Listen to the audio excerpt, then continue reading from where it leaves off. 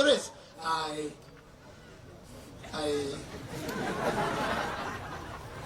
came, I ran, I got. So next time, wakiulizwa, don't struggle. Ukiulizwa kama Kemboi, wewe ndio winner, you are the champion, sell your culture. Wakiuliza, how was the race? Just go straight, let them translate. Just go,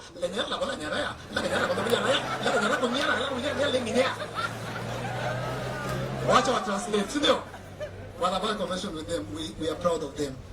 Ladies and gentlemen, now that His Excellency is here, we have a very short program, and I want to request whoever calling up here, utusalamie, utuambie tupatie wote, alafu tuite mwingine, sindio? Naomba tafadhali tupigie makofi, shangwe, vigelegele. Wacha nimwite mheshimiwa. Mheshimiwa Milka Kawia tafadhali.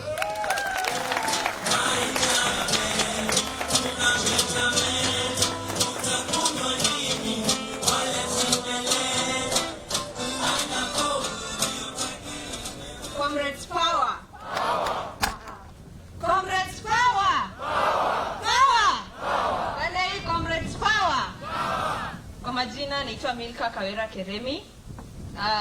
Mimi ni student leader pale Kenyatta University, the Gender and Special Needs Secretary. Nimetoka Isiolo Northeastern na niko na furaha sana kuwa hapa leo. Yangu leo sijakuja kuongea mambo mengi. Nimekuja ku relate na kila young person hapa. Kila siku tunasema tuko the larger majority, lakini hatupati haki. Ukweli? Ukweli? Kwa nini hatupati? Kwa sababu tunaona kuchukua kura, kupiga siasa imepita na wakati. Na hiyo ndio inafanya kila wakati tunaachwa nyuma. Ninajua most of you here hamjachukua kura. I would urge each one of you to kindly take your vote. Sawa? Register as voters. Another thing I would like to talk is about the 3 pillars of liberation. Najua mmesikia over and over again, na nitarudia ndio tujue tuko wapi kama vijana leo. The first liberation was during independence. Na ilipiganiwa na vijana kama sisi kwa hiyo wakati. Tukakuja the second liberation was about democracy. It was fought for by the likes of Kinayorengo. Watch YouTube utaona. The third liberation, na ndo tuko ndani saa hii, it's economic. Wengi wetu wenye tumekuja hapa leo tuongee ukweli. Tumeambiwa kuna kakitu, lakini that's not supposed to be the thing. Unafaa kukuja hapa kupata education.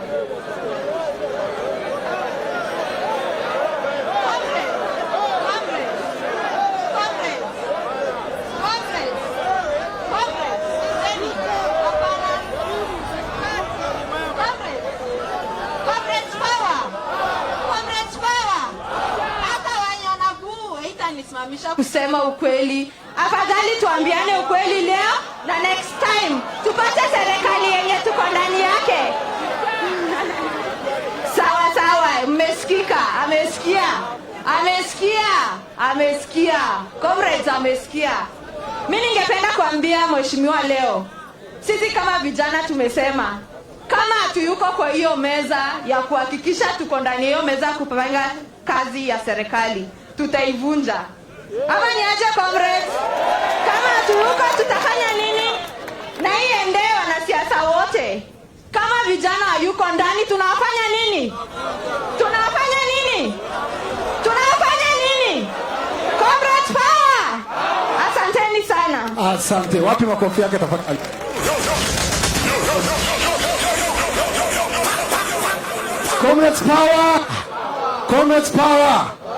Comrades power. Sema kura yako, kifagio yako. Kiswahili ni ngumu. Chako ama yako? Kura yako, kifagio chako. Sio yako, si ndio? Ujaluoni. Kura yako, kifagio chako. Vile amesema the first liberation, sikusikia alikuwa anaenda kuchukua mic pale. First liberation ililetwa na independence, second liberation ililetwa na multipartyism, si ndio? Na third liberation tunafagia wale watu wamekaa hapa tangu tuzaliwe, si ndio? Wewe unajua Kalonzo alianza siasa, mimi nilizaliwa 1983, nilipata Kalonzo kama ni MP. Mpaka wa leo wako siasa. Imagine, mimi na watajanga hapo kwa Instagram yangu, siogopangi. Hata Raila ni yangu yangu, nasemanga alianza 1992, Ruto alianza hata mbele ya Raila. Wewe bana, wewe acha nikwambie, mimi sio mwanasiasa, mimi am not interested in any political seat, but you must wake up bro. Tusicheze akili. Sana check. Unaona hata watimia mic wakiwa State House. Hao watu wamekaa hapa sana wasi, and it's time we change that, because we cannot be complaining about bad roads. Nasema hakuna do, tume help, alafu tunaenda tunapanga line, tunapigia the same. Let us try a new person. Let us try fresh people, because we are 60% of the vote. And the only reason nilijoin hii campaign ya His Excellency Wanjigi, because niliona ana relate na kitu mimi nataka. Aliamka akasema fagia wote. Mimi nikamuuliza mheshimiwa, tunafagia nini? Akasema wazee ambao wamekuwa wakisema the same thing over and over again. Sindio? Sindio? Nikarealize kumbe kura wazee hawana kura bro, usidanganywe. Wazee wako kasi 20 something %. Vijana tuko na 68%. So jipigie sisi kura na sisi tupigie watu fresh. Hata kama ni mzee, ni fresh. Kama hajakuwa, kama amekuwa kwa parliament, out. We are trying something new. Wacha tujaribu ikatae kuwaka, because we want to see what will happen if we try something fresh. Ndio? And that's the whole idea behind fagia wote. So nataka kuita mheshimiwa mwingine, naomba tafadhali atusalamie tu juu ya muda ndio tu release mheshimiwa. Wapi makofi ya mheshimiwa Ikram Amina. Iko sawa, iko sawa.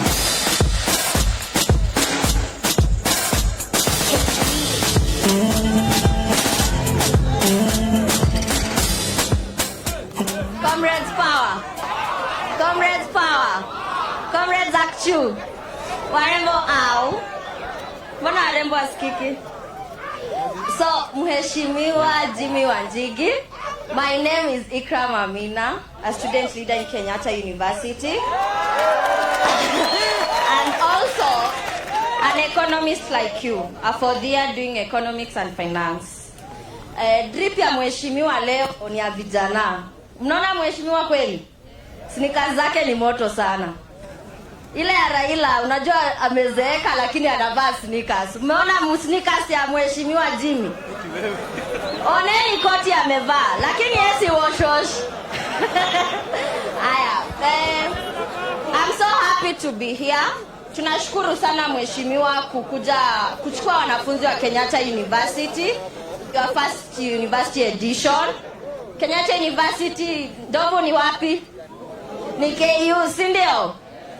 Na tumeshukuru tumechukua kura, almost 2000 wameregister pale. Yes, ni achievement. Tupige makofi mheshimiwa kidogo basi. Unajua your vote is your weapon. Sisi tuko vile Eric amesema 68%, but only 18% are voters. In Egypt, the Arab Spring ililediwa na youths. Hapa Kenya pia sisi tukitumia mheshimiwa Jimmy Wanjigi tunataka akue pale. Hatuwezi kuwa led na watu wa miaka 60 and above. Tumekataa. Pia sisi tunataka tukue na viti za MCA, MP, senator hadi governor. Ama ni aje wakubwa? Na saizi through my petition yenye ilishinda juzi kwa koti, unaweza kuvai bila degree. Sasa third year, second year enda ukue MCA nyumbani. Ama ni aje? Sasa sisi tunakushukuru sana mheshimiwa, and I hope you will come again in Kenyatta University na hawa watakupigia kura ama namna gani? Asanteni sana. Asante. Wapi makofi ya Ikram tafadhali. Asante sana. Sasa unaweza simama bila degree. Huyu ndugu yangu, buda bado uko KU mpaka siku hizi. Huyu yani bado uko shule bro. Huyu jamaa tulisoma naye Kisumu Boys kitambo sana. Hujamaliza shule bro.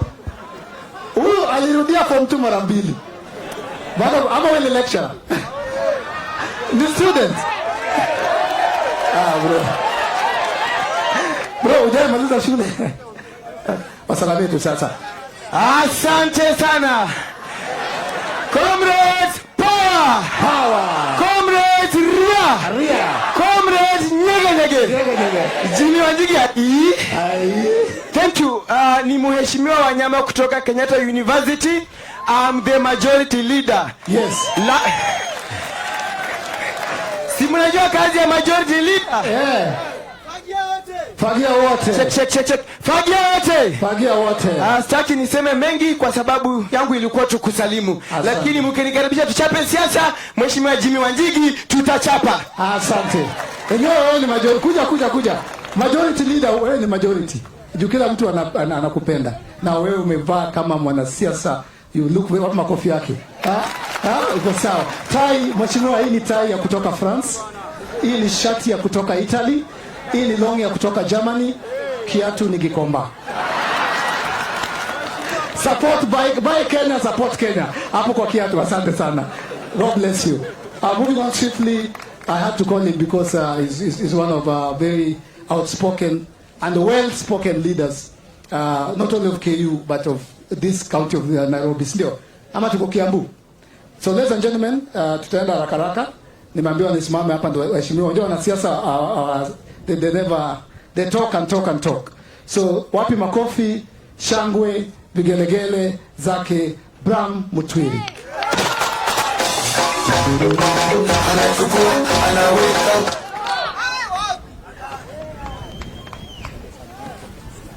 Comrades power.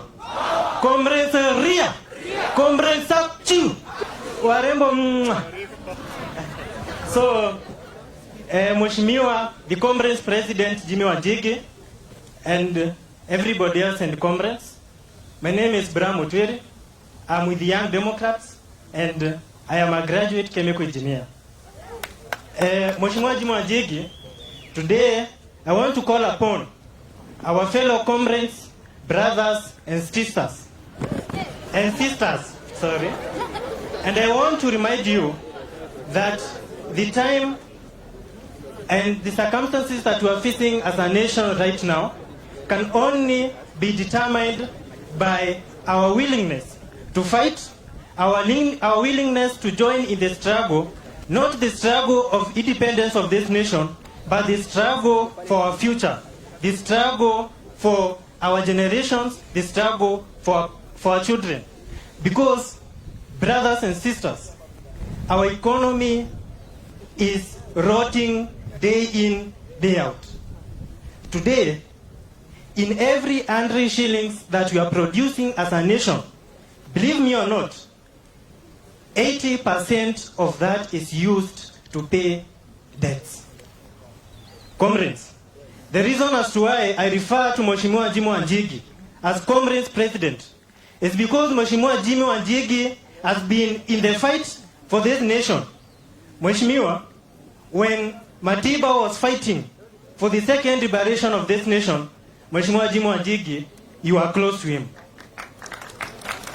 Mheshimiwa Jimmy Wanjigi, when Kibaki was building this economy, Mheshimiwa Jimmy Wanjigi, you are the brain in Kibaki's government. Mheshimiwa Jimmy Wanjigi, in 2013, when Kenya, all that Kenya wanted was peace and unity, so that we'll be able to raise our economy and ensure that we keep up with the Kibaki economics. Mheshimiwa Jimmy Wanjigi, it was in your sitting room, Mheshimiwa Jimmy Wanjigi, that you ensured that there is peace and the handshake between the President Uhuru Kenyatta and the Deputy President William Ruto. And comrades, it was in the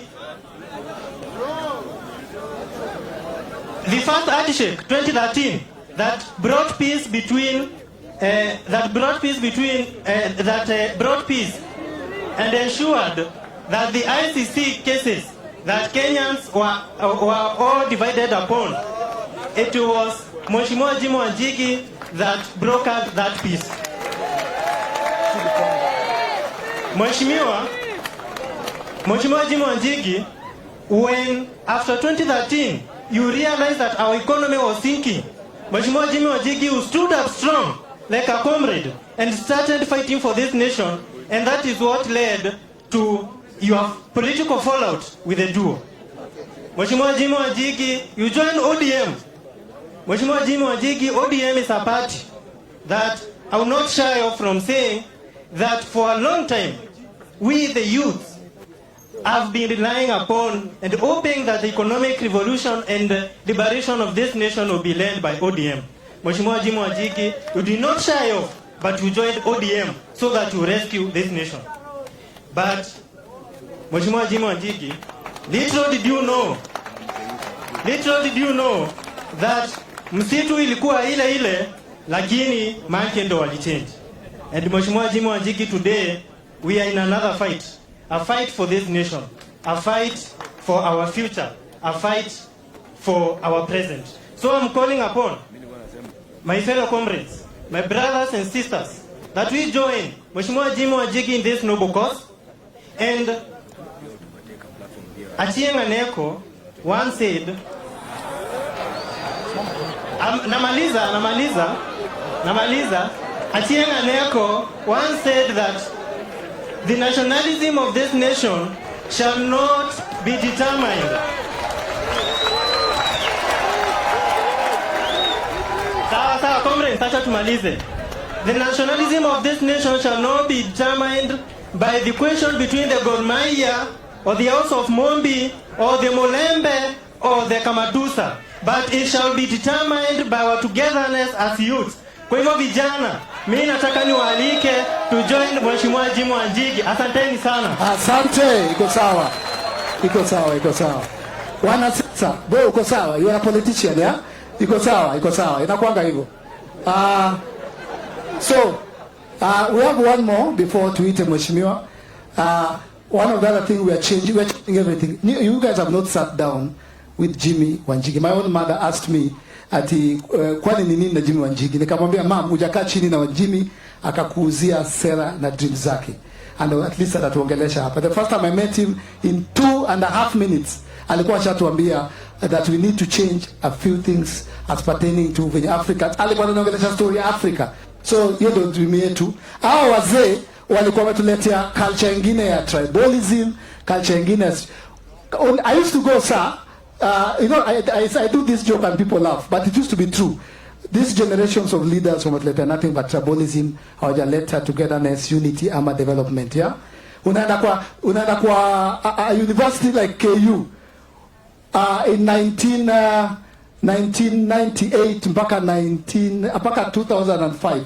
That's when at least I was an adult. Nilikuwa nishaanza I was conscious.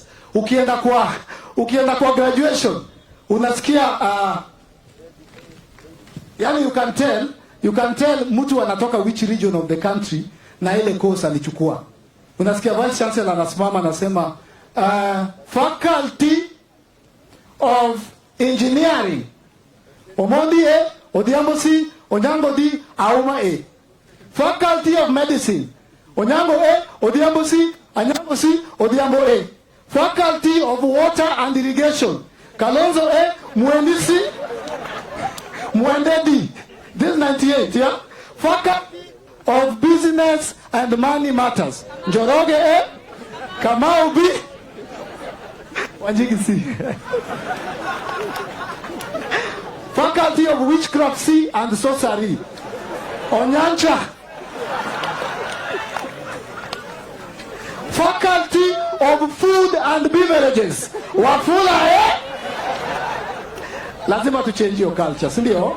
Lazima change your culture. We are Kenyans and that's who we are, yeah? So ladies and gentlemen, just remember that we are trying to break cultures and traditions because we are the learned people, we are the fresh people, we are the people who are technologically advanced, we are the people of today. We have to take up leadership, and His Excellency Wanjigi, all he has done is not just run for president, but he's created a platform for young people and fresh leaders. Swap makofi tafadhali. Akintaomba mheshimiwa next because the mwisho asalamiani. May I appreciate politicians. They are like comedians. Nikikuja hapa lazima niwachekeshe before niite. So it's natural, but I'm requesting you guys kuja tusalamie Huyu tunapigia salute. Ladies and gentlemen, tumpigie makofi na salute niki-invite Meja wa Njoshi. Tafadhali, tumpigie makofi.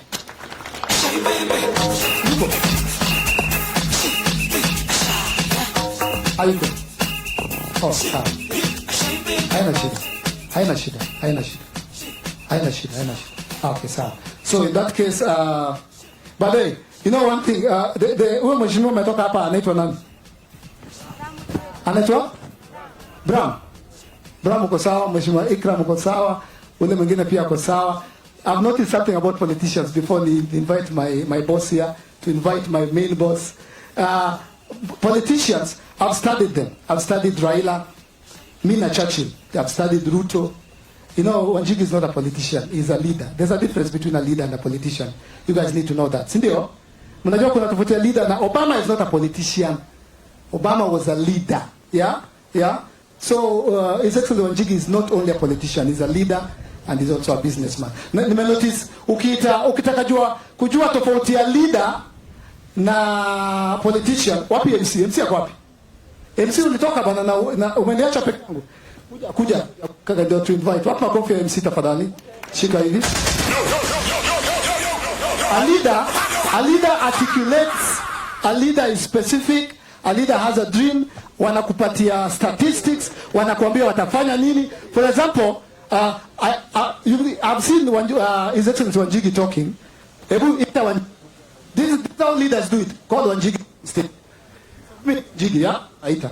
Okay, ladies and gentlemen, a round of applause for Mheshimiwa Jimmy Wanjigi.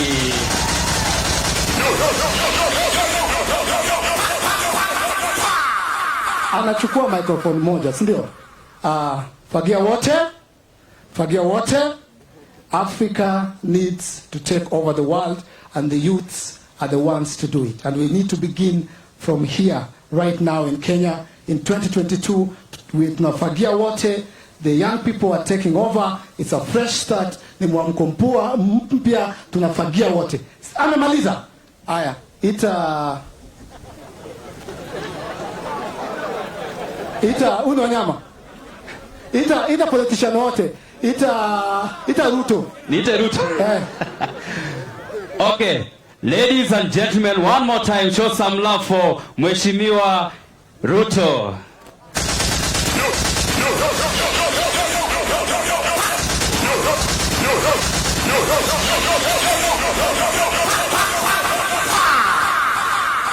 Allah.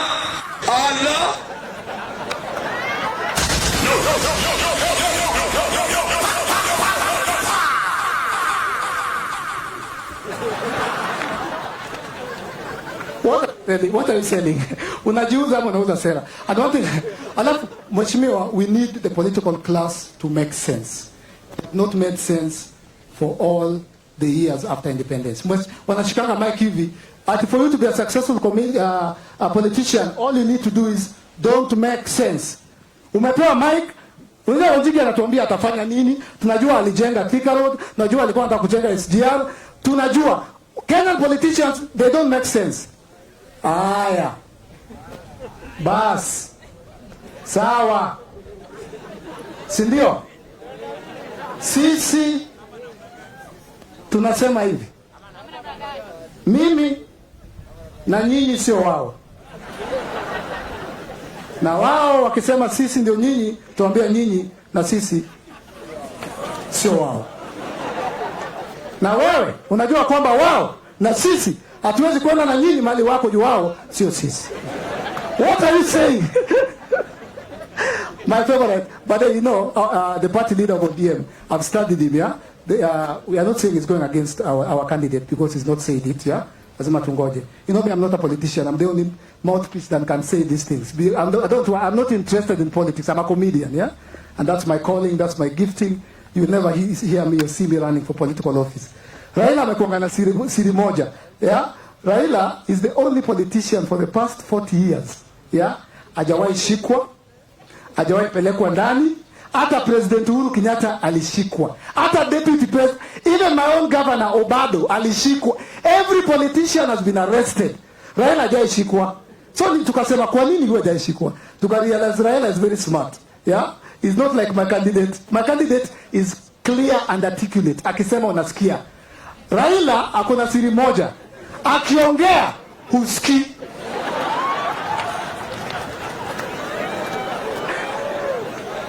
Wanjigi atakuja hapa atakuambia dream yake, vision yake na utasikia. Raila akikuja, that's his secret. Hata ukienda kwa polisi, Raila alichocha watu, polisi wanakuuliza wewe unisikia aje? Raila atakuja hapa, akuja hapa. Aya. Aya. Aya. Kusema hivi. Ruto ni mtu ambaye ni wajari.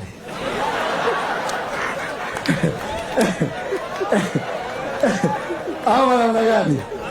Na huyu Wanjigi ninasikia anataka kusema president. Atifagia wote. Nataka kusema Wanjigi ni mtu wajari. Uwezi mshika. So we need people who are we need people who are articulate, who can articulate issues. We celebrate Raila, we celebrate Ruto, we celebrate Moi, we celebrate Gideon, we celebrate Kalonzo. Do not get us wrong. We celebrate them, we respect them, but we need change. Okay? So ladies and gentlemen, allow me, asante sana mheshimiwa, ubarikiwe sana. Asante sana. Allow me to introduce my immediate boss, ndio, for today. Tafadhali. Wapi makofi? I call him Don. Wapi makofi ya Ndonga tafadhali? Tumpige makofi tafadhali.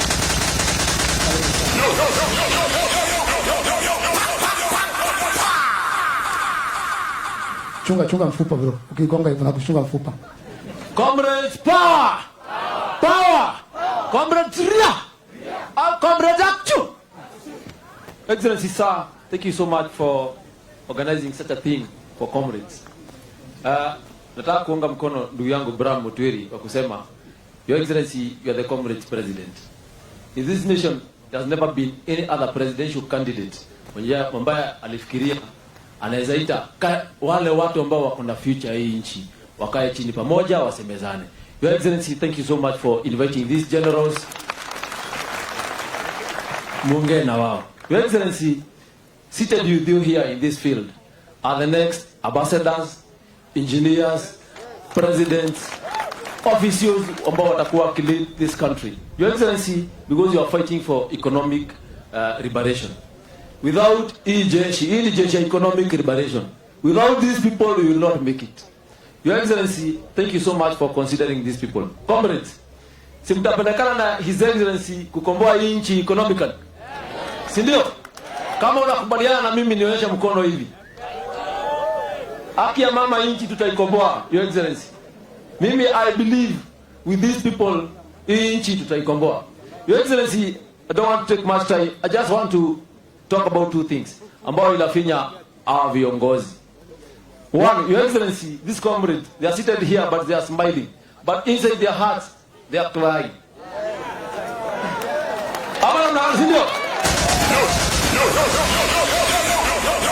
Your Excellency, since 2013, serikali ikitengenezwa, maisha ilikuwa mzuri kidogo Kibaki akiacha. Your Excellency, as you are speaking, we have hundreds and hundreds of comrades ambao wanaacha shule because of school fees. Your Excellency, school fees imeongezwa to a point, wazazi wanauza vitu zinaisha. Anakuuliza, what do I do mtoto wangu? Your Excellency, what we need to do, it is kufagia wote, tutengeneze nchi upya. Ama namna gani, si ndio? So, Your Excellency, wazazi wakituuliza, what do I do? Tunawaambia tunafagia, we take them home, tutengeneze serikali, tutengeneze economy. Your Excellency, on the same point, mambo na help. Help imekuwa kama chama ya wamama. Mambo ni kujuana. Si ndio?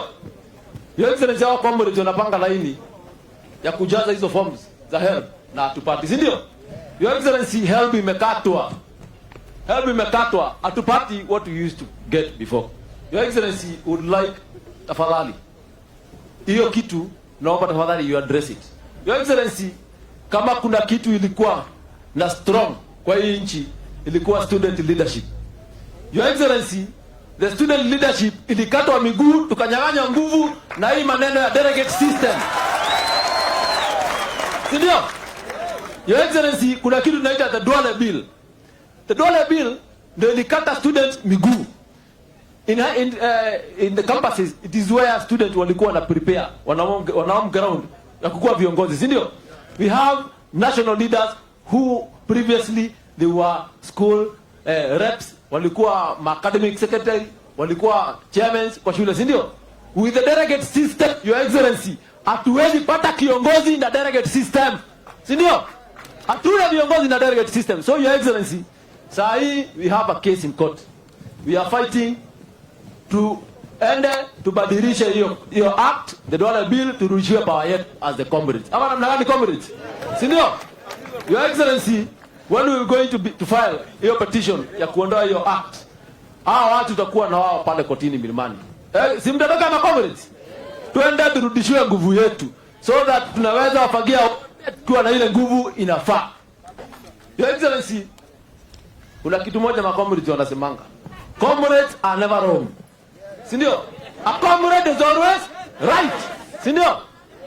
So, leo tuna declare kitu as comrades. Tunataka ku declare the future of this nation. Tunataka kusema anybody mwenye yuko kwa hii mkutano na ako na azimio ama ako na matarajio ya kukuwa president, tafadhali, it is good waanze kuambiwa sahihi. Naona watu wa media hapa. Just tell them, pass this message to them. Waambie the comrades tumepatana na tumeamua the future of this nation tuko nayo hapa. So mwenye yuko hapa maneno yake ni kwisha, si ndio? So comrades, nawashukuru sana for coming. Naomba kitu moja tukitoka hapa. Because leo tutaachana. Nataka niwaombe kitu moja. Previously my grandpa used to tell me, Maumau wakiachana walikuwa naambiana bro, tunaachana mwili lakini roho iko pamoja, si ndio? Also for us, lazima tuambiane hivi. Hii lugha ya kufagia wote haitaki tuachane, then hiyo conversation inaishia hapa. I want to request you people that we need to make conversation going. Si ndio? How many of you are going kuniunga mkono to make sure that fagia wote language imefikia hadi mashinani? How many? Sisi wote, si ndio? Thank you so much comrades, and with all due respect, I want to invite His Excellency Mheshimiwa Wanjigi to speak to the comrade, to speak to the most powerful institution in this nation, and I beg you please, can you be upstanding as we welcome the president? Simama, Wakenya wote simama. Simama, wewe shujaa, simama.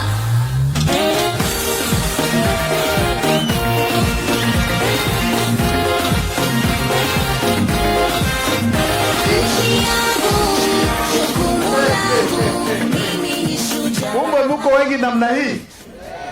Comrades power. Comrades power. Ketini chini tafadhali. Asanteni sana. Leo ni siku ya kutoboa.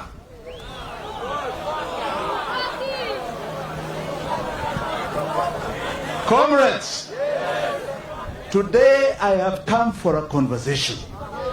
I have not come to lecture you. I have come for a conversation. Unashika? This conversation is about the rest of your lives. So I want you to take it very seriously. And I want your participation. Unashika hiyo? It is about the rest of your lives. You are 60% plus of the voters of this republic. It is yours. Lakini nafikiri nyinyi hamjijui. Mnajijua kweli? Mnajijua? I'm not so sure mnanijua. Mnajijua? Na mimi mnanijua?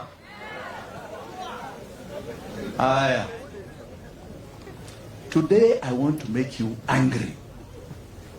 I want you to get so angry that you understand that this is your time for revenge. Tuko pamoja? Tuko pamoja? Haya, shall we talk about the state of the nation? Shall we talk about the state of the nation? Naona wengine walikuwa nasema ana legacy. Umewasikia? wanasema hii legacy, sijui legacy ya Kibaki na yao, sijui watu wasiharibu. Umesikia hawa? Mwasikia? Let me tell you some nice facts and figures of the state of the economy of this nation. Are you listening? Haya.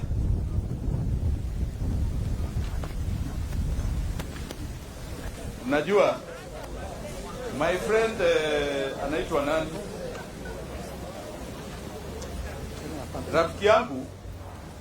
Rafiki yangu ako wapi? Fagia wote huyu rafiki yangu. He was right. I'm a man of facts. And here we have nothing else but brains of this country. So I want you to listen to the facts. Moi. Do you remember there was a man called Moi? During his time, these are now facts. Kenya Revenue had an annual collection in 2002 of 200 billion shillings. Mweshika? He had a GDP, munajua GDP ni nini? Of 1 trillion shillings. Munashika? He had a debt in the country of 629 billion, yani 60% of GDP. Munashika? And we had a population of 33.7 million people. Okay? Kibaki took over in 2003. By the time Kibaki left in 2013, nataka mushike hizi hesabu vizuri. Mnaisikiza? Haya. KRA had an annual collection of 963 billion shillings. Munashika? That is an increase of 380% from Moi's figures. Munashika? We had a GDP of 6.6 trillion. From 1 trillion, 545%. Munashika?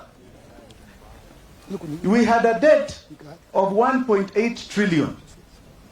150% up from 620. But it was only 30% of GDP. He had halved debt to GDP ratio. Munashika? Munashika vizuri? And we had a population when he left of 45 million people. We had increased in population by 35%. Munashika hizi hesabu? Munashika? Sikibaki alijaribu? Mpigie makofi. Haya. Tuende hii. Mnataka kusikiza? This is now your time, si ndio? Haya. Figures in 2020. 2020. Kwa sababu unajua hawa ni watu wa ukora na figures. KRA 1.6 trillion. Okay? Up from Kibaki's 1 trillion. Si ndio?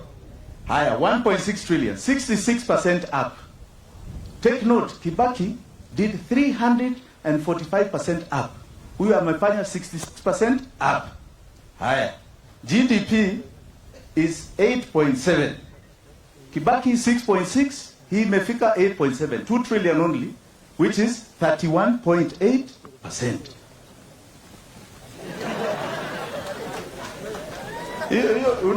Unajua hii ni scorecard. Si inaitwa scorecard. Haya. The debt, na mushike hii vizuri. Mushike vizuri. Direct debt kwa nchi 8.7 trillion. Hiyo ni direct debt. Alafu debt ambao hizi maparastatos, what are called SOEs, imechukua ongeza 3 trillion. Ongeza? The total debt to the Republic of Kenya sahi ni 11 trillion. From 1.8 trillion ya Kibaki.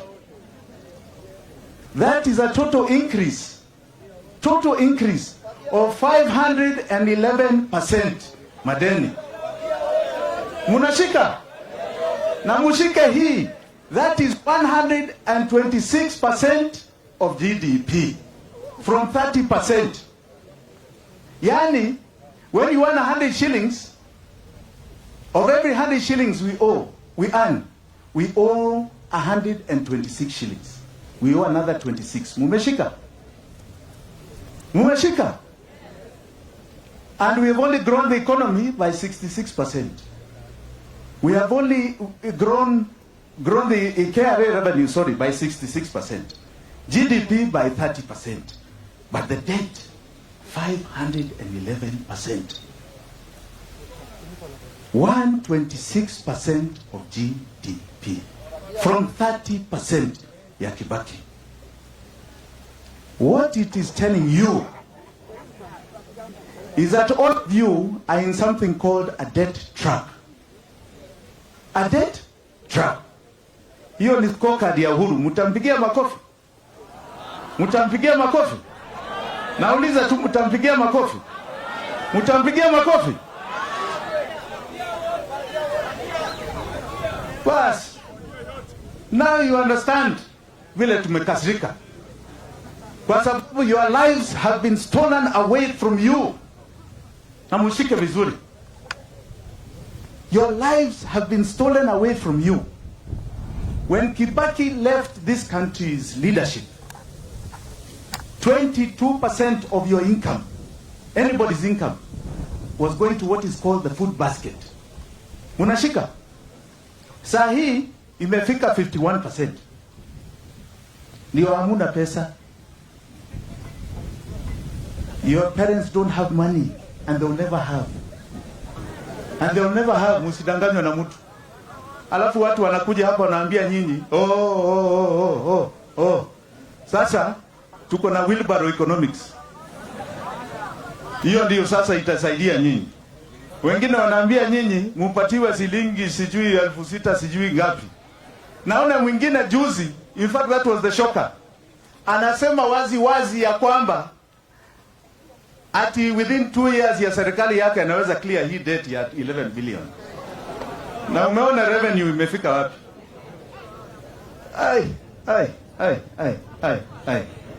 Mumedanganywa ya kutosha.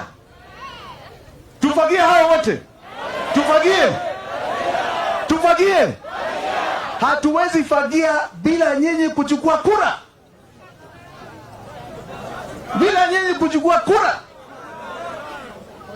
Na bila nyinyi kuingia kwa hii serikali. You know, people have made you feel like you must be beggars. Hata nasikia Milka anazungumza hapa mambo ya pesa, munaanza achana na hiyo. Unajua mtu anaitwa Dedan Kimathi. Dedan Kimathi alienda msituni at the age of 23. Yeye alikuwa analipwa na mtu. Alienda msituni at the age of 23 so that we can have this uhuru. He was killed at the age of 36. 36. So please, take ownership of your future. And this is called sacrifice. Sacrifice. Sisi tukiwa hapa, msifikiri ati tumekuwa hapa because we were just spoiled kids. I grew up privileged. Mimi sijakosa chakula, usidanganywe na mtu. Sijakosa chakula maisha yangu yote. But my father worked very hard. He went to school. He was a Fulbright scholar in a place called Stanford University. Munaijua? Fulbright scholar, where he did 2 master's degrees.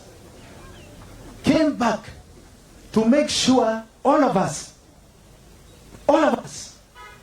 live and are promised our national heritage. Wakati huo, people used to sweat and work for the good of everybody else. My father was the first director of settlement. Hii mashamba yote ambayo imekatakatwa namna hii demarcation, in most of this country, he's the one who did it.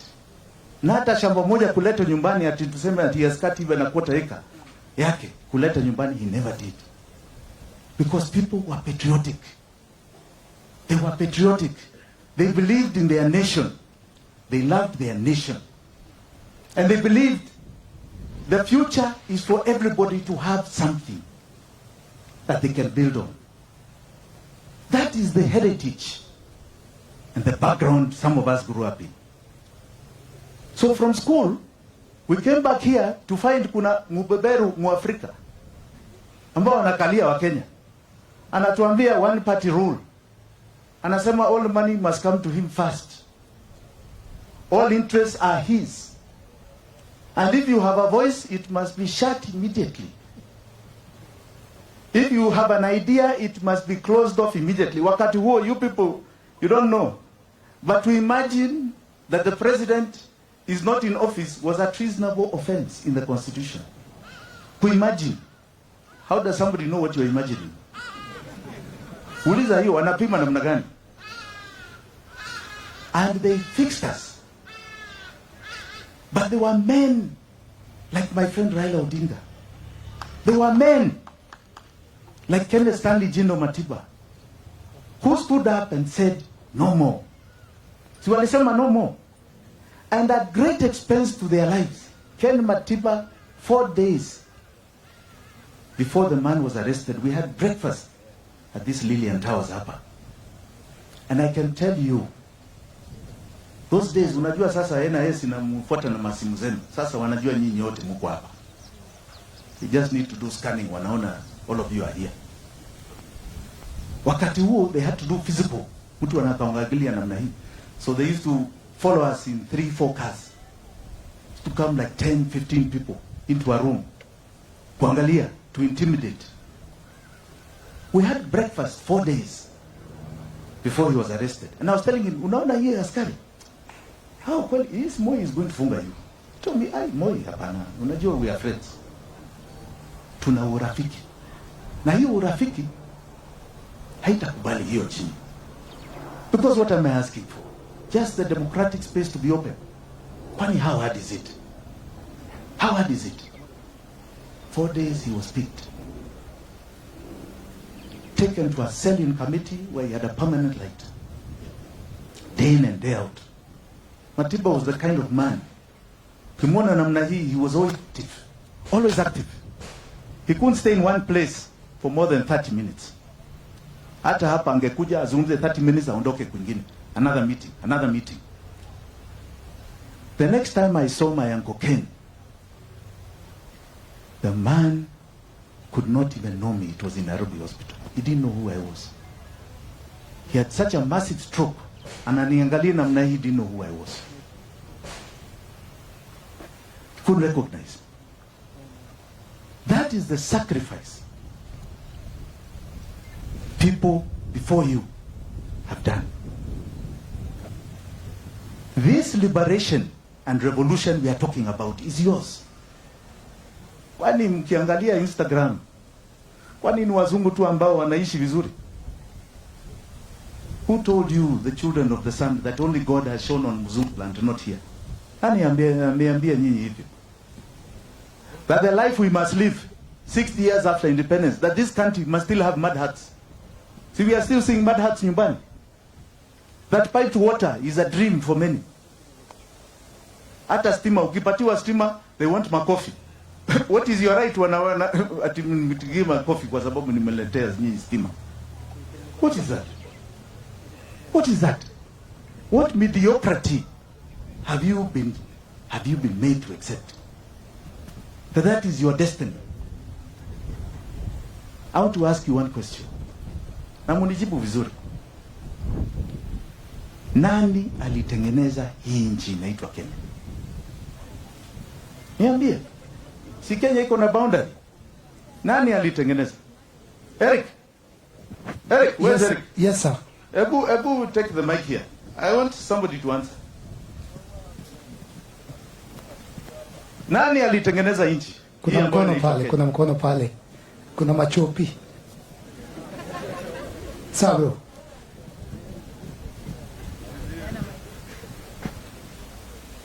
It was drawn out by the British colony. What year? 1960. No.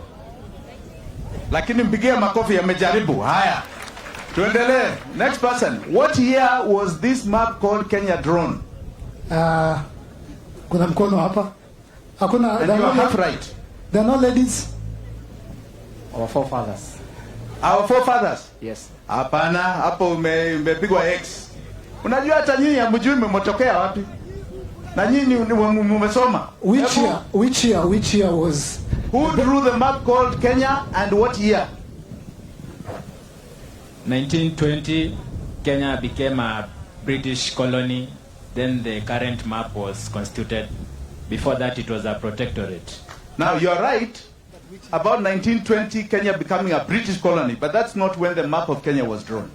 Kini you half right. Mpigie makofi. Nani mwingine? Na nyinyi ni watu mmesoma? 1958. 1958? Yes. X, hiyo ni wrong. Come on guys. Najua ni vile nikisitaki kusema. See, we're having a conversation. Ai. Hata nchi ya mjui ilitengenezwa lini? Come on guys. That map was drawn by the man called Michael Edihart. He was a British colony. Who drew that map? I don't know the year, but it's the man who drew that map. And the name that Kenya got is from Kenyatta, Kenya. Hapana. Hapo you're wrong. Michael Edihart did the provinces. He did not do the country called Kenya. But you are half right. You are half right. But Kenya was named after Kenyatta. Kenya was named long before Kenyatta. Kenyatta was called Johnston Muigai. Kamau who adopted a name called Kenyatta. Aya, endelea, come on you guys. Now you call yourselves Kenyans na mjui when you started. Hii ni aibu kubwa. I think aibu kubwa. Sema. The map of Kenya was drawn in 1882. Pigia makofi. Pigia yeye makofi. And where was it drawn? It was in Brussels, I think, when the Europeans were partitioning Africa among themselves. Now, you are half right, when the Europeans were partitioning Africa, but it was not in Brussels. Now I want somebody to tell me where it was. Wacheni na Google. Sasa mna Google. Muna Google. Next time muna simu zenu.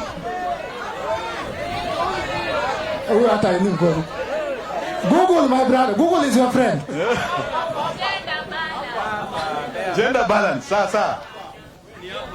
It was drawn in 1882 by a geologist called Joseph Thompson. Yes, that's correct. Pigia makofi. And where was it drawn? The map of Kenya was fantabulously, magnanimously, antagonistically.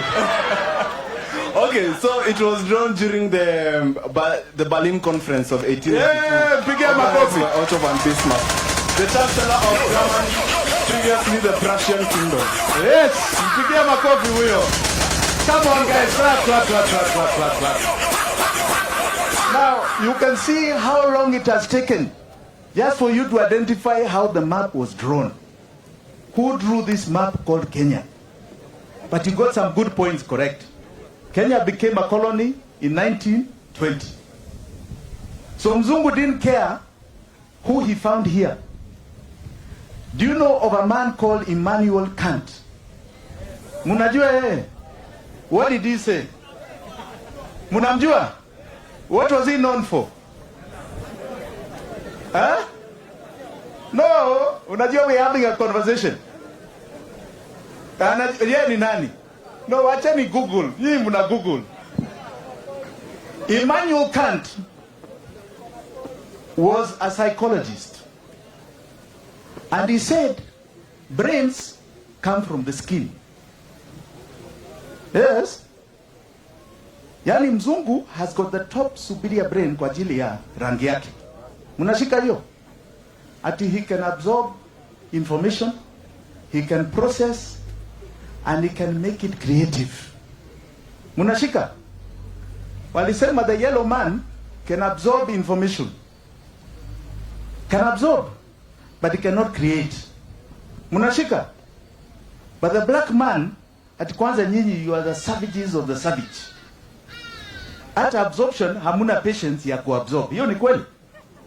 Ati your skin does not allow the absorption of knowledge. The absorption of,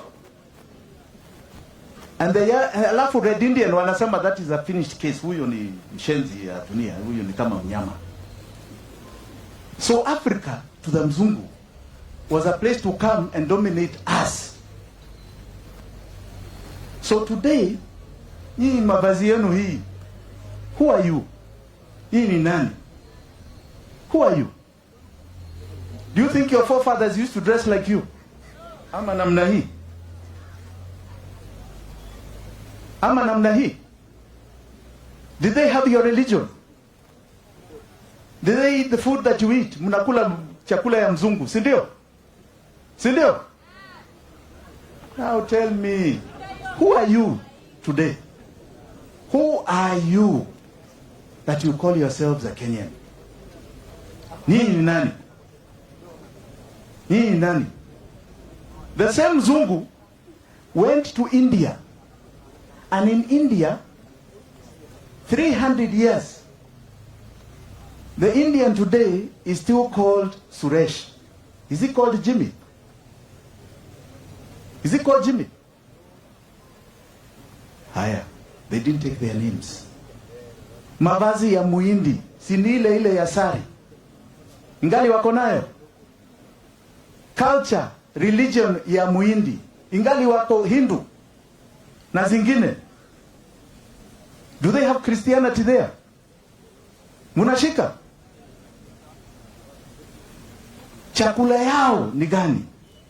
Si ni ile iko na pilipili? Iko na pilipili? That is the point. The Indian remained an Indian. Lakini Mwafrika, nyinyi sasa, sisi ni nani? Sisi ni nani? How many of you are on Instagram? How many of you? All of you? Okay, how many of you have got foreign followers? They are foreign to Africa. How many of you are being followed by Wazungus? Wazungus, niambie. Wengi. No, Eric Omundi tells me what in Africa from outside of Kenya. So who has got? And how many of you are following Wazungu? How many of you are following Wazungu? Yeah. Now that's the point. Hamuwezi kuwa na agenda ya any revolution without understanding where you have come from, who you are, and where you are going. Because what you're consuming is still their territory. The mzungu came here for resources. Unajua walikuwa napigana huku sana. He came here for resources. The land where he put his cash crop, called tea and coffee. He came here for the labor that he got free of charge. Came here for you and I. You are going nowhere if you do not understand at all who you are today and where you have come from. Agenda yangu ni moja. Agenda yangu ni moja. We must have a conquest agenda. And the only way we are going to have this agenda ni nyinyi. To take this revolution with your hands, hold it and say, this is the only place we are going. Mwafrika hawezi kaa namna hii tena. Mwafrika hawezi kaa namna hii amenyanyaswa ya kutosha. Mwafrika is king. He's king. He's not a hustler. Watu wanamnyambia nyinyi ni hustlers. Nyinyi ni wafalme. Nyinyi ni wafalme. Na musikubali kuitwa mahasla. Aren't you tired that you are hustler? Si hiyo ni kuchoka. Aren't you tired of watu wanasema you hustle? Are you not tired? Are you not tired? You need to get out of this. Museme nyinyi ni wafalme. Unajua mzungu akiamuka asubuhi, he gives birth tomorrow, huyo mtoto has a guaranteed future. Hapo ni kweli? Anajua he'll always have health. Chakula, do you think they'll ever be hungry? Tuseme ukweli. Kuna mzungu anafikiria atakuwa na njaa when they are born? Hakuna. Do you think they watakosa kazi? Hapana. My agenda is empowerment. Na hiyo empowerment, it comes to all of you. Because we are only going to raise that GDP figure nyinyi mukiwa watu ambao munayo mfukoni. Munashika? And that means opportunity. Opportunity. For 60 years, mumedanganywa. Mumedanganywa ya kutosha. Mumedanganywa ya kutosha. Alafu sasa, munasema hata wale ambao wamedanganya nyinyi, that is still your preference tomorrow and the day after. Hiyo itapeleka nyinyi wapi? Itapeleka nyinyi wapi? Niambie. This is your time to say we want empowerment. And empowerment is something very simple. Let people not complicate these things for you. Unajua a country called South Korea? Unaijua? I'm sure most of your electronic gadgets inatoka huku, si ndio? South Korea today, next year it is joining the G8. Munajua G8? G7, G8. Because of only one thing called industrialization. And only one aspect of it. Shipbuilding. Shipbuilding. Kenya and South Korea in the 70s, right up to 1974-75, we were at par economical GDP. Wakasema, we are tired of being followers. So they went to America. And they told them that they're able to make ships cheaper than the English shipbuilders. England was the home of shipbuilding. Said we are making them cheaper and we'll make them in 2 years, not 4 years, kama Glasgow. Do you know in 5 years, Hyundai and Wawu, mumesikia Hyundai na Daewoo, mumeshika hiyo majina? Those two companies are started by shipbuilding. They started the industrial revolution of steel in South Korea. Today, 80% of the ships that you see in the world are made in South Korea. Hiyo ni uongozi, si ndio? Uongozi. Glasgow, which used to make them, is now a warehouse. Warehouse ya watu. Na warehouse hiyo iko na mitumba ambayo nyinyi mnanunua. The mitumba we buy is stored in Glasgow, where they used to do shipbuilding. They finished the Glasgow economy. A child in South Korea, when they are born, they have two professions. Moja ni naval architecture. Ingine ni technology. So ukienda huku, unakuta hata a 2-year-old child has got a gadget. Amepatiwa na wazazi wake. He knows he's either in technology, IT, they are now the largest software makers in the world, or they are in naval architecture. Today, we have 18,000 graduates of law with only 3,500 jobs. Hiyo ni haki? Hiyo ni haki? Hiyo ni haki? That means we have not integrated our direction from the grassroots. Many of you, najua nasikia wengine wenu mtakuwa walimu. Hiyo ni kweli? Mtakuwa walimu? Lakini naambiwa ati hamuna kazi. Mnaambiwa hivyo? You go here to the Horn of Africa. 230 million people. There's nothing more they want but English-speaking teachers. English-speaking teachers. And they are prepared to pay double what you get here. Mumeambiwa na mtu? Mumeambiwa na mtu? That is why we are saying enough is enough. Enough. Tumechoka. Mjue ya kwamba in my upbringing, nikiona mzungu, nilikuwa naona mzungu ndio ana market Kenya. I mean Britain. Si ndio? The Kenyan is going to be marketed by all of you who become teachers outside this country. You become brand ambassadors. Mujipigia makofi. Brand ambassadors. Na hiyo ndio empowerment tunasema. Hiyo ndio empowerment. So forget about the stories you are being told ya kupatiwa hela kidogo namna hii. Sijui hela kidogo namna hii. Mnaambiwa fake figures na kitu kingine na kitu kingine. Hawa wa jamaa, hawa Uhuru. Let me tell you. Hawa ni kweli walikuja kwangu. Si walikuja kwangu? Na msifikirie ni mambo ya hela. Unajua nyinyi mnaambiwa Jimmy ni mtu ya hela sana anatusaidia. Hela ni kitu kidogo tu. Hela ni kitu kidogo.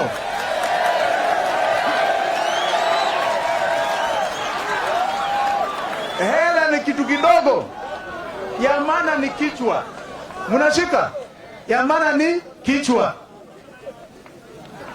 Tulipiga story, tukapiga story wakasema ai. Sisi tunanyanyaswa na wazungu. Jimmy, tusaidie. Tuwe na nini? Tuwe na dayo, peace in Kenya. Unashika? Nikawashakanika. Si walikamatana? Tukaingia. Hata ule msemo wa digital analog. Ulikuwa nakumbuka hiyo? Digital analog. Choose between digital analog. Simulishika kabisa. Hiyo yote ilikuwa yetu. Hiyo yote. Sasa naona hata rais sasa anasema afadhali analog, hataki digital tena. Si anasema afadhali analog. Unajua analog, tulikuwa kwa mfano, tulikuwa nasema wale wazee ambao wamekuwa hapo, ambao hawajui mambo ya tech waondolewe. Si ndio? Sasa hata rafiki yangu Ruto na rafiki yangu amewachana na digital, anasema wheelbarrow. Now I'm confused. I am confused. What happened? We promised Kenyans a future, especially your generation. Yeah, this is your world. Mutashindana kwa hii dunia and we'll open up every single door. Ai. Sasa mumesikia madeni ambao mko nayo. Hiyo ni future ama ni burden. Nikasema hawa, unajua tulibishana na hii kitu inaitwa SGR. Mnaijua?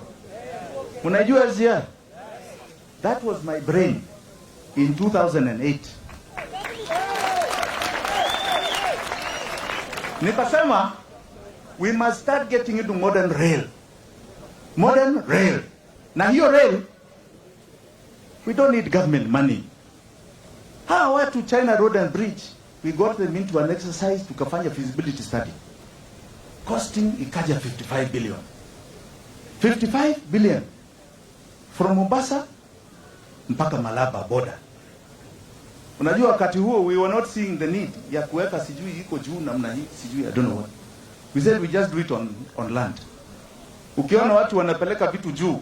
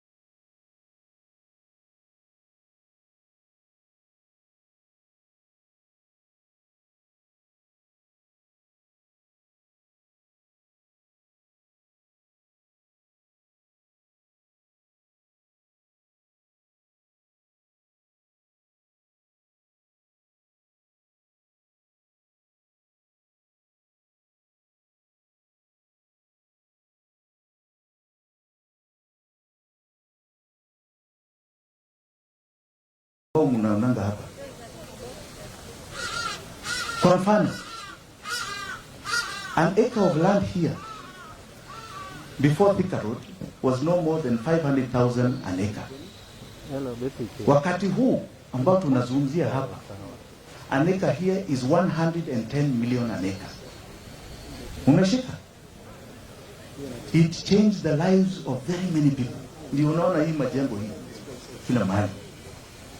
Nikasema let us do that from Mombasa Road mpaka Malaba. Tubadilishe uchumi ya Waswahili, ya Wataita, ya Wakamba, ya Wakikuyu hapa, ya Wakalenjin, ya Masai, Waluya, Waluo, Wakisii, kila mtu mpaka the border. Kaambia wewe wachana na hiyo. 380 billion one truck. Juzi nimekuwa Tanzania. Na there one truck, two trucks, Dodoma, electric rail. From Dar es Salaam to Dodoma, 340 kilometers. 1 kilometer ya electric rail is $3.8 million per kilometer. Sio ni pesa mingi sana. Kama 400 million per kilometer. Mnataka kujua bei ya SGR yenu? Mnajua? Na hii ni one truck, pana two trucks kama ya Tanzania. And it is electric in Tanzania. Pana kama hii ni diesel. Unajua ni diesel ama mnafikiri ni electric? Hii ni diesel, hii inaenda chu. Inatoa moshi. Fossil fuels inatoa. 1 kilometer, one truck is $7.6 million. Yani almost 800 million per kilometer. That is your future. Na kila siku ikitembea, ni vizuri mjue hii. Kila siku ikitembea, the contract for operations and management ni 32 million shillings per day kutembea na mimi. And the maximum return ikiwa full is 6 million shillings. So every day ikitembea, minimum ya 25 million inapotea. Minus, which is 1 billion every month. The total repayments in a year, 50 billion. Without operations. And you think people have not mortgaged your future.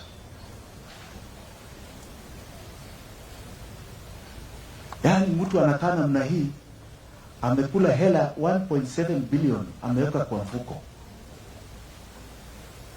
1.7 billion dollars. Hapana shilingi. 1.7 billion dollars. That is what has happened here.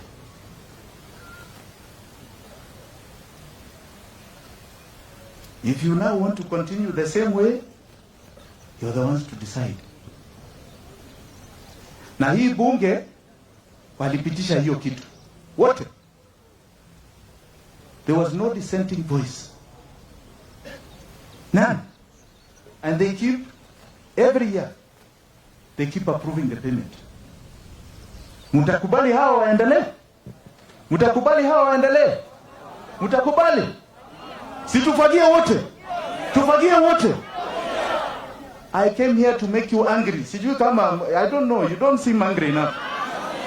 Hapana. Hapana. Yeah, hapana. Hapana. Hapana. Na wakija hapa mtawasikia tu kwa sababu unapata marupurupu kidogo. Msikubali hiyo marupurupu ni yenu. Hata unaona wanatembea na gari ya serikali hawa, si ndio? Mimi nimekuja na yangu ambayo ni ya jasho yangu ile. Sina gari ya serikali. I have no taxpayers anything. I'm a taxpayer. I am probably the only candidate ambao hasikumi na serikali. Hata William Ruto, he's deputy president, si ndio? Magari zake ni za serikali. Hao wengine umewaona, si ndio? Zimumewaona? Wanasema ni pension wamepatiwa. Sasa kama umepatiwa pension, si hiyo ni retirement? Sasa unaendelea kufanya nini? No, si wanasema ni pension. Basi waende nyumbani. Si waende nyumbani. You cannot keep feeding people's pension. You cannot. That is what has gone on in this country. Na nyinyi kama hamushiki hii, mutaangusha hii nchi huku mbele. I want us to look at Africa, 1 billion people. Tuseme, how are we going to change our destiny? By making sure that that is our market. Sio ni soko ya 1 billion. Angalia Mchina ukimwona namna hii, you know there are only 1.3 billion English speaking people in the world. But there are 1.4 billion Chinese speaking in the world. Numbers. Na kwa hiyo 1.3 billion English speaking, almost 400 million of those are Chinese. They are the largest English speaking country in the world. Kwa sababu walikuwa na kitu inaitwa conquest agenda. Na nyinyi ambao mnapendaka kusoma, Mao Zedong was the cultural revolution. Alafu kukawa mtu anaitwa Deng.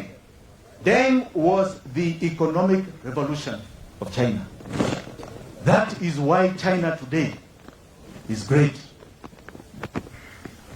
You must procreate. Hii watu 50 million hapa.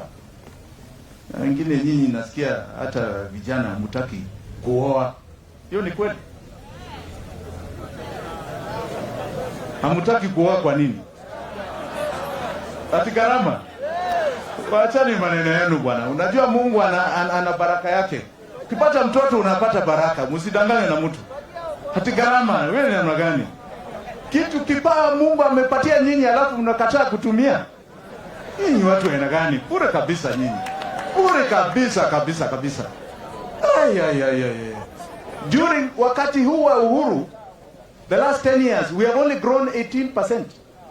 Wakati wa Kibaki 35%. Yaani hii kumaanisha wakati wa Kibaki kulikuwa na gharama. Ndio nafikiri watu walikuwa na zaana sawa. Sasa nyinyi 18%. Mkimaliza shule mnataka namna gani? Ati hakuna pesa ya watoto. Mungu ana baraka zake za watoto. And what I want to promise you, hakuna mtoto atakosa chakula. Muzae. That is my guarantee. Hakuna mtoto atakosa chakula in this republic anymore. Tafadhali muzae kabisa. It's very important. Numbers is power. That's why I'm telling you are the numbers. Muwe numbers that can conquer beyond our border. Munashika hiyo? Muzaene vizuri. Unajua mimi niko na watoto wawili. Naona nafikiri mmoja wao wako hapa. Wamboi yuko hapa. Wamboi. Say hello to everybody. Stand up, you see. They want to see you.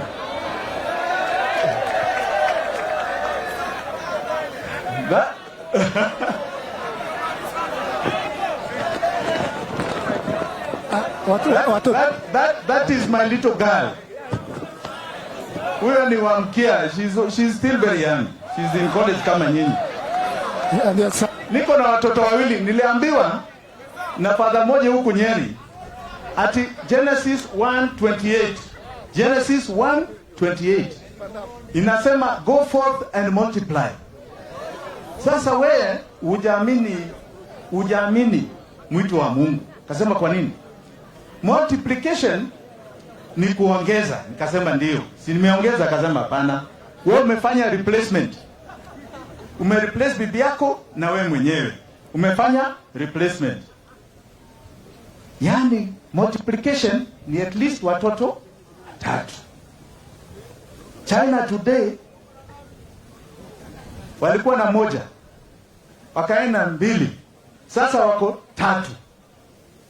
by 2055 wanasema out of every 4 people Wachina watakuwa wawili. Watakuwa Mwafrika moja, mzungu moja. Sasa nyinyi mnatuaibisha. Mnatuaibisha. Numbers is power and money. Mnakubali hiyo? Mnakubali? Bas, tueneze hiyo mwenendo, na tafadhali adhere to the word of God. Okay? Tumekubaliana? Haya. And they must practice democracy. Na wakicheza, hata rafiki yangu, na unajua ni rafiki yangu for many years, nilijuana na Raila Odinga 1991 nikiwa mdogo namna hii kama nyinyi. Ni rafiki yangu. Lakini hii mwenendo si mchezo. The people must decide. Si mambo ya kompyuta hapa, sijui delegates kwa kona huku, sijui nini vifaranga, hapana. Hapana. The people must decide. And what happens at the national level, itaenda mpaka chini to the MCAs. Itakuwa shida. This party will either grow in democracy ama itavunjika. Mkiangalia namna hii itavunjika. Ford Kenya ilikataa demokrasia in 1994-95. Imekaa huku Bungoma. KANU ilikataa demokrasia, wakaleta Kisirani hapa Kasarani. In 2002 ikabaki na Moi, singali iko na Moi sasa. Haya basi, ODM tunasema please, mkikataa demokrasia, mkikataa, hata hiyo it will be consigned into the archives of history as a party that could have been great, ikavunjika hapa tukiona. So I am pleading to those who are thinking they are just talking. Don't think you have got the mandate of anybody to just talk how you want to talk. We are determined to invest in our children's future and their grandchildren's future. Na msituchezea hapa karata hapa ya ushenzi. No more bwana, wanatuchezea nani? We have been in this thing. Unafikiri wanaweza kunichezea? Do I look like somebody to be taken kama sijui nini?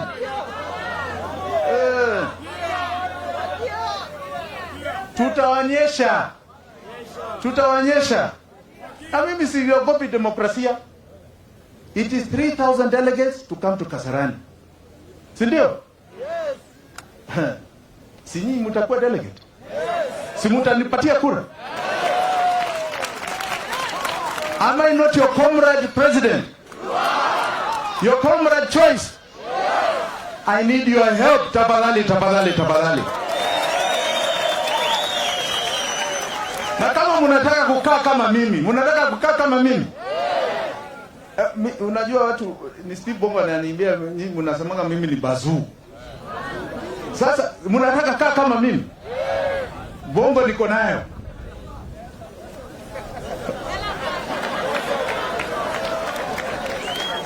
Si mnataka hela? Nani mwingine?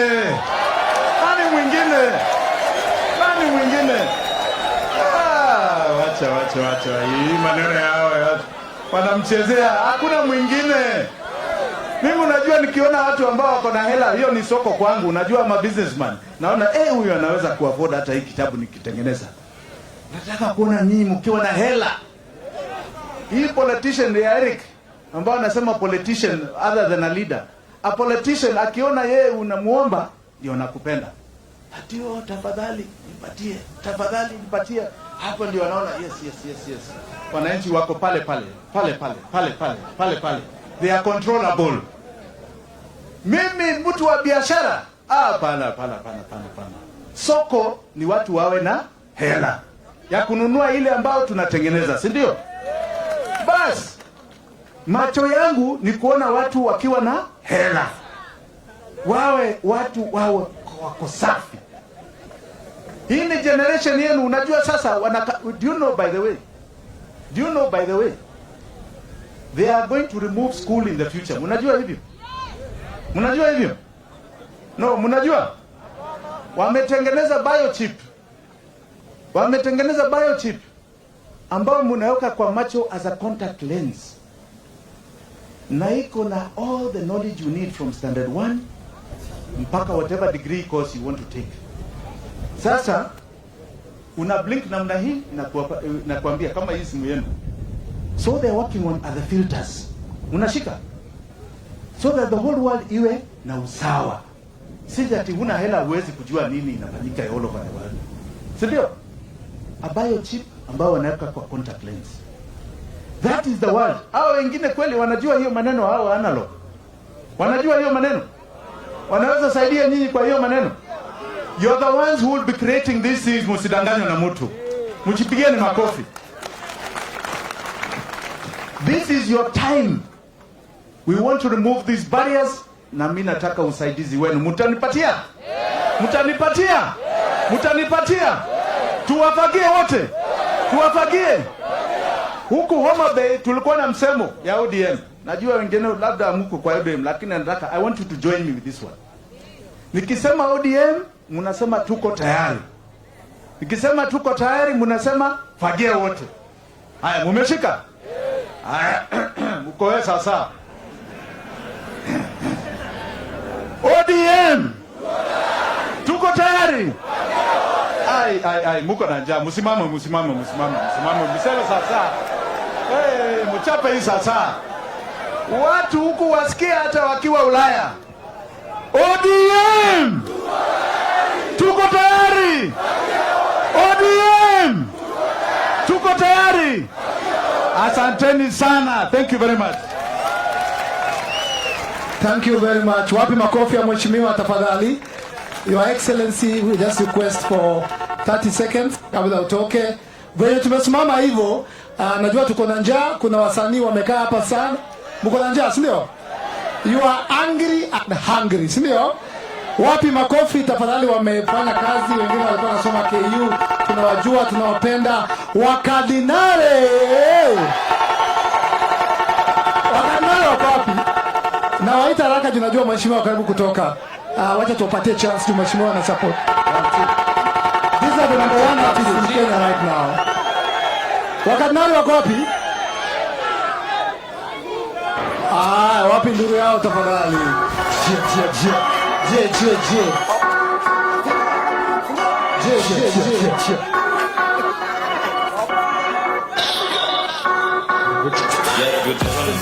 Jenga mlenga kujandenga. I can believe these days, Mr. Jenga kujandenga. Yeah, they want the kid. Moyo senza. Matenge malingo plus matingo kurwa jenga. Reputation zen, jenga mlenga kujandenga. I can believe these days, Mr. Jenga kujandenga. Yeah, they want the kid. Moyo senza. Matenge malingo plus matingo kurwa jenga. Musa za mamsinga, zile kalikali kama za simba. Mnabonga mshashashati kwa kete ya mabati, mrefu wapi? Mwanga na dinga, lakini bado mwenda rotejo kwa mjinga. Wezi share life in kwa tusina patipati ni mkifuka haki. Hilo mlende kwa machachari, tumazezu na mshiki na nani. Oh my God, samahani, mishana bando boga plasita ni fulani. Hizi saituna kwa nafanyigani, yumzali mroga leta kani mlaani. Rap game haitaki jali na uchangai mboga jimzime imari. Lay down flat, stay on your lane. Kezo jajuta pepeto. Serial killer that's fighting it down. Kichogo me upgrade weapon. Fed up nigga, but biting haters. Nothing could update data. Uzu to see the paper cheddar. But in a basket, be everybody at your center. Miss James was there. Muruki ni close to Kenya. Kuna dema na shinda kiteta kikuja. Fanja lakini wezi sema Kenji shasumbo kezi tena. Mayengu ni pena. Shoni dena kwa selfie tena. Hustle, hata kuachie working castle. Manager alibishwa home to promote and take me coaching person. Kwa kuterma mandom. Pale Instagram I wrote this caption. Funga mutembea na Macron. Ndio watafute plan B. Ndio likuje watume kwa baby. Ima promota kwa bendi. Shughuli kubwa hukupendi. Hakuna kitu kufika weekendi. Ongea black what you gambling. Appearance, 10 G's. Nikizoza hawapendi. Kinya kikombana ni fendi. Huku ni kuban mona mengi. Paka kama nguku malaya shensi. I never knew they would blame me. Na manisha kwa radio na teli. Yo, DJ. Hold on. DJ. Ati.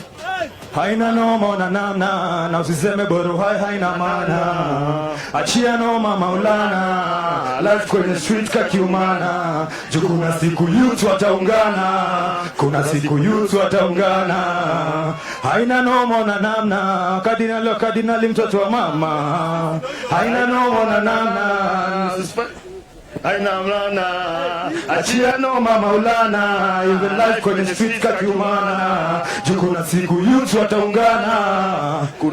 youth wataungana.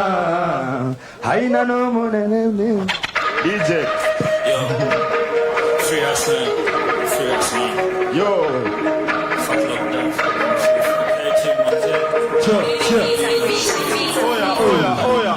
Oya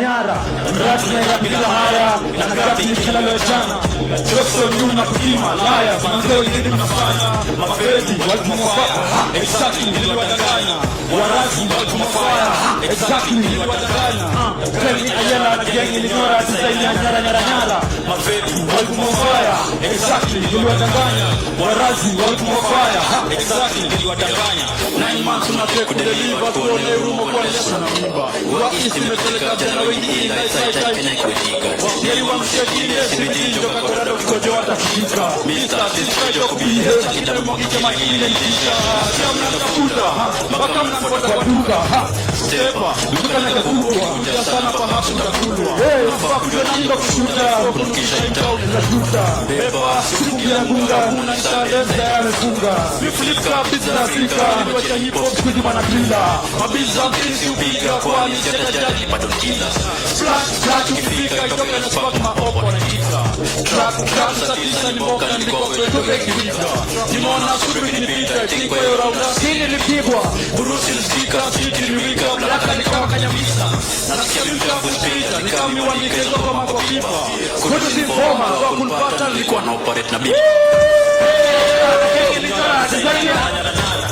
Rasmera bila haya na kati tunaliachana Joso liu na tupima laya Manzoni nini unafanya Mafedi exactly nili wadanganya Warazi walikumafaya exactly nili wadanganya Yo Gani ayela na gengi ilingara Design ya nyara Mafedi walikumafaya exactly nili wadanganya Warazi walikumafaya exactly nili wadanganya Yo kuna kwenye COVID-19 kitu moja Daily Corona-19 ilinona Cyber roaming Digital location bora Every normal Fekis na zidu kuwa winda Meshikuwa hiyo timba Trevu na hela Suku mamna domani na shlife bila filters Sina dima Hifa Hita ni rifa Nijama moja kama za nguo I wish ni kwa KPSC Alifa alikuwesie Saile mpia na repigi wesi Siku mijo sana Nilitejofa China Josh kuna manziletu Shema nikaka kwa mneti ya pana Arogai msiku mwana brila Kusaidia hawezi kujenga Avoid those people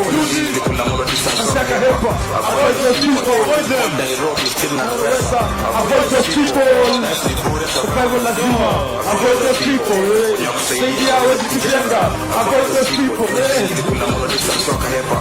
Avoid those people Nairobi still na Avoid those people